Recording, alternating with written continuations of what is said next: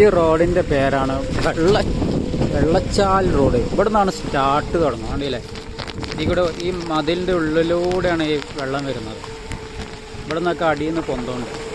എന്താണ്ട് മതിലിൻ്റെ ഉള്ളിൽ കൂടി, സ്റ്റെപ്പിൻ്റെ ഉള്ളിൽ കൂടി ഇവിടെ ഒരു വലിയ കുളമുണ്ട്. കുളത്തിൽ നിന്ന് എങ്ങനെ വെള്ളം പൊന്തുന്നു അറിയില്ല. ചെറിയൊരു കുളമാണ്, പക്ഷേ വെള്ളത്തിൻ്റെ അളവ് കണ്ടാലേ